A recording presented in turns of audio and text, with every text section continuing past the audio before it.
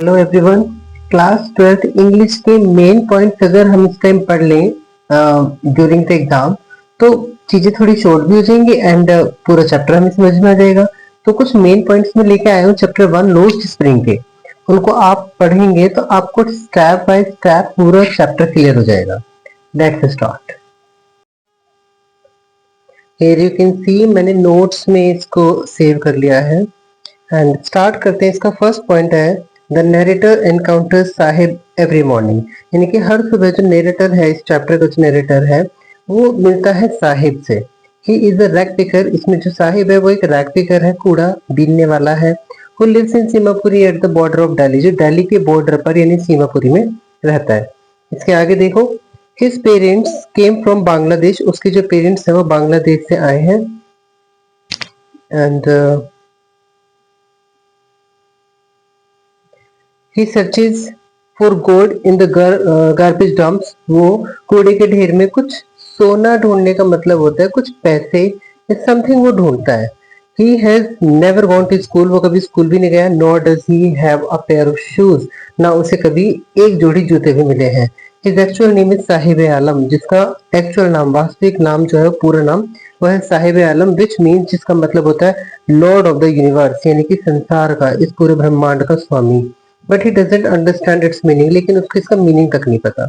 He roams the street with an army of barefoot young ragpickers. वो रोम का मतलब होता है भटकना, द स्ट्रीट्स गलियों में, with an army of barefoot young ragpickers, छोटे छोटे नंगे पैर चलने वाले रेक्टिकर्स, कूड़ा बीनने वाले बच्चों के साथ में। दे अपीयर इन द मॉर्निंग। वो सुबह के समय तो नजर आते हैं एंड डिसअपीयर एट नून। और जैसे जैसे दोपहर होती है गायब हो जाते हैं। आगे लिखा है they number 8 point, the ragpicker of Simapuri live in structures of mud with roof of tin and tarpaulin। यानी जो रैगपिकर्स हैं सीमापुरी में, live in structures of mud, वो कीचड़ का विद रूफ्स, और जिसकी छत होती है टिन के टारपोलिन की यानी कि तिरपाल की, ऐसे स्ट्रक्चर वाले घर में वो रहते हैं। There is no sewage drainage और running water in the colony. वहां पर कोई नाली, किस तरीके कोई नाला या चलता हुआ कोई पानी वहां पर नहीं है। these 10,000 practicals don't have any identity but do their do have their ration cards to vote and buy grain। इन 10,000 कूड़ा बीनने वाले लोगों के पास में कोई आइडेंटिटी कार्ड नहीं है, लेकिन हाँ इनके वोट करने के लिए भी कुछ नहीं है, लेकिन हाँ इनको खरीदने के लिए इनके पास वोटर आईडी कार्ड है, सॉरी राशन कार्ड है। उसी राशन कार्ड से अपना ग्रेन खरीद सकते हैं तो वोट भी डाल सकते हैं। Survival in Seemapuri means ragpicking. यानी अगर आपको सीमापुरी में सर्वाइव करना है तो आपको वहां पर कूड़ा बीनना होगा। यहाँ पर इस तरीके से सीमापुरी को बताया हुआ है या फिर साहिब के लाइफ को बताया हुआ है। साहिब फाइंड समटाइम्स अ रुपी। साहिब को कभी कभी 1 रुपया मिल जाता है। इवन अ 10 रुपी नोट, कभी कभी 10 का नोट मिल जाता है। There is always hope of finding more. और हमेशा उसे ऐसा लगता है कि यहाँ पर उसको और भी कुछ ज्यादा मिल सकता है। आगे लिखा है garbage is wrapped in wonder. जो गार्बेज है, जो कूड़ा है, वो एक वंडर यानी कि आश्चर्य में लिपटा हुआ है। फॉर चिल्ड्रन, बच्चों के लिए। फॉर द एडल्ट्स, और बड़ों के लिए, it is means of survival. उनको लगता है कि ये तो हमारे जीवन जीने का एक साधन है। यानी बच्चों के लिए तो एक आश्चर्य से ढका होने का मतलब ये होता है कि बच्चों को हर एक गोल बना हुआ कोई कागज है, कोई पिन्नी है, कोई पर्स पड़ा हुआ है, तो उनको ऐसा लगता है कि इससे हमें कुछ मिल सकता है।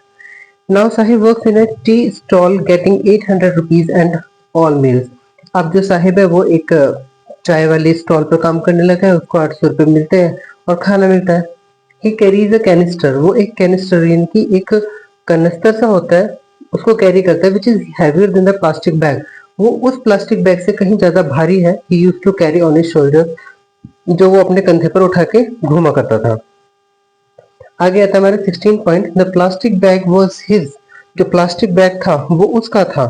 बट द कैनिस्टर, लेकिन ये जो कैनिस्टर है, बिलोंग्स टू हिज मास्टर। ये इसके मास्टर का है, जो इसका मालिक है उसका है। Saheb is no longer his own master. यानी कि साहिब अपना खुद का मालिक नहीं रहा। इस चीज को आप समझने की कोशिश कीजिए। पेपर में भी आता है कि जो साहिब है उसको जो कैनिस्टर था वो ज्यादा भारी लगता था अपने उस प्लास्टिक बैग के मुकाबले। ऐसे क्यों? बिकॉज पहले वो अपनी मर्जी से जहां जाए वहां जाता था उस प्लास्टिक बैग को अपने कंधे पे लाद के। एक छोटा जो बचपन होता है उसमें यही चीज मायने रखती है कि बच्चा कहीं भी घूम रहा है। लेकिन अब वो एक नौकर बन गया है, मालिक उसके ऊपर है, वो उसको इंस्ट्रक्ट करता है और अपने ही अंडर उसको रखता है। तो यहाँ पर आकर उसको ऐसा लगता है कि जो कैनिस्टर है उसका वजन उसके कंधों पर ज्यादा पड़ गया है। Number 17, Mukesh insist of being his own master. अब ये मुकेश की यहाँ पे एक स्टोरी शुरू होती है। मुकेश नाम का एक कैरेक्टर है, इसमें दो स्टोरी दी गई है। ये अपना खुद का मालिक बनना चाहता है and wants to become motor mechanic. ये कई बार क्वेश्चन में पूछा जा चुका है कि मुकेश क्या बनना चाहता था, तो वो एक मोटर मैकेनिक बनना चाहता था। मुकेश लिव्स इन ना डस्टी स्ट्रीट ऑफ फिरोजाबाद। जो मुकेश है वो फिरोजाबाद की एक धूल भरी गली में रहता है। लाइक हिज फैमिली, अपनी फैमिली की तरह, अपने परिवार की तरह, every other family in Firozabad is engaged in making bangles. Firozabad के हर दूसरा घर चूड़ियां बनाने में व्यस्त है। About 20,000 children work in the glass furnaces. यानी कि लगभग 20,000 बच्चे कांच की भट्टियों में काम करते हैं। It is illegal to employ children in glass furnaces with high temperature. बच्चों को इतने ज्यादा टेम्परेचर्स में ग्लास कांच की भट्टियों पर काम करना इलीगल माना जाता है। 22 पॉइंट देखेंगे, the street in which he lives has houses with crumbling walls. यानी कि जिस गली में ये रहता है ये पूरी तरीके से टूटी फूटी दीवारों से बनी हुई है। जो घर है उसमें टूटे फूटे बने हुए हैं और झुग्गी झोपड़ियां हैं। They are crowded with families of humans and animals. ये सारी भरी पड़ी हैं कुछ परिवारों से, उनके अंदर ह्यूमंस भी रहते हैं एंड इवन एनिमल्स भी। एक ही घर के अंदर सभी रहते हैं। नेक्स्ट आता है हमारा 23, अ फ्रेल यंग वुमन। एक बड़ी ही कमजोर सी यंग वीमन है। हिज एल्डर ब्रदर्स वाइफ, जो उसके बड़े भाई की शायद पत्नी है। एंड द बहू ऑफ द फैमिली, और क्योंकि वो फैमिली की बहू कहलाती है, कुक्स फूड फॉर द फैमिली, वो फैमिली के लिए खाना पकाती है। 24 पॉइंट देखते हैं, the master of the house is a poor bangle maker.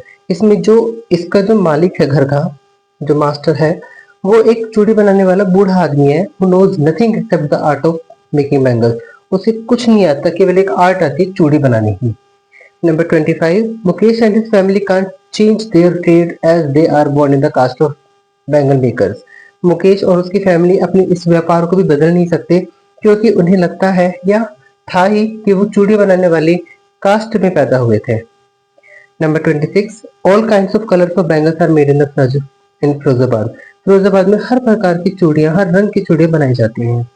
27 point, mostly the bangle makers and up losing their eyesight before they become adults. यानी कि जब तक बैंगल मेकर्स यानी कि चूड़ी बनाने वाले